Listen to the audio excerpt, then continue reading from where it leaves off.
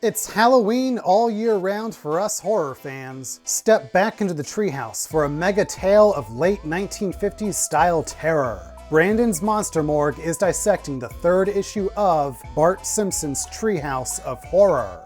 The cover invites us into the Simpsons' home. The family sits on the couch, torn to shreds. Well, Snowball 2 seems to be intact. Look, our main story of the day is falling from the sky. It's The Immigration of the Body Snatchers, written by Evan Dorkin. Homer is locked up in the loony bin for ranting and raving about the end of the world. Dr. Marvin Monroe questions Homer about his experiences, bringing us to a flashback. Homer returns to Springfield after a short trip. Everything appears normal, but there are hints of something being amiss. Kearney pleads for help, claiming his dad isn't really his dad, because he hasn't hit him once today. Business at the Quickie Mart is dead, and Bart and Lisa's friends don't want to do anything. Perhaps they'll just sleep the day away. Homer gets a call from Barney. It's an emergency. Last night, Barney passed out in his backyard. This morning, he woke up to a mysterious pod growing next to him. A pod with an exact copy of his face. Homer guesses that pod people from outer space are out to replace all of humanity in its slumber. But to be sure, they find a pod person to tell them their diabolical plan. Barney falls asleep during the boring exposition and becomes a pod person himself. He and other pod people try to convince Homer to join the pod people. It's great. He'll have no emotions and be without a care in the world. He won't care about TV, beer, professional wrestling, his wife and kids. You know, the important stuff. Homer runs away, but the pods don't give chase. Why should they care? Until they realize if Homer gets away, it'll ruin their plans. They make an emotional exception for that. Even when fearing for the world, Homer won't pass up an opportunity to zing Flanders. It doesn't take long for Homer to realize the kids are pod people. Marge is hesitant at first, until she realizes how polite they're being. Homer and Marge run away to the Quickie Mart for supplies, but it's too late. The Quickie Mart is now Pod Central. Hey look!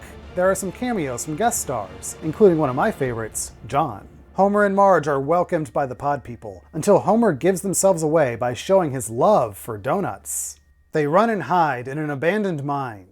Homer goes to check if the coast is clear, only to come back and find Marge had fallen asleep and been assimilated. Her hair needed a second pod. Homer keeps running, into traffic even, shouting, warning everyone that they are next. This brings us back to the beginning of the story at the asylum, and we are treated to one of the most bonkers, fourth wall breaking, everything in the kitchen sink endings out there. I cannot even begin to explain this craziness. This is the original 1956 Invasion of the Body Snatchers, but with Simpsons characters. All the plot points are here. This comic was my introduction to the Body Snatchers as a kid. When I finally saw the movie in high school, I immediately recognized all the iconic scenes because of Homer's misadventure. I loved this story as a kid, and it's still impressive to me now. It keeps the paranoid tone of the original, while integrating Simpsons humor and a ton of sight gags and references. And I love how it pokes fun at the fact that these aliens aren't supposed to care or have emotions, but still manage to care about their takeover plans. This is a benchmark in horror comedy. We're not quite done today. This issue graces us with some Simpsons fan art. I like the Xenomorph Homer. But we do also get a 3-page backup story, Fatal Reception, co-written by Scott Gimple of later Walking Dead fame.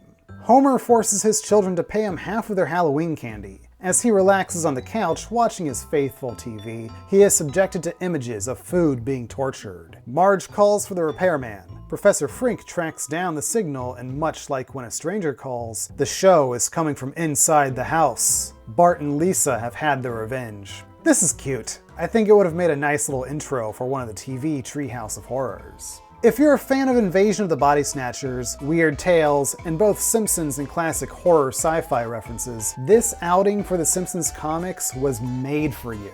Find it, read it one night before bed. Hopefully the next time I see you in the treehouse, you haven't been replaced by a pod person.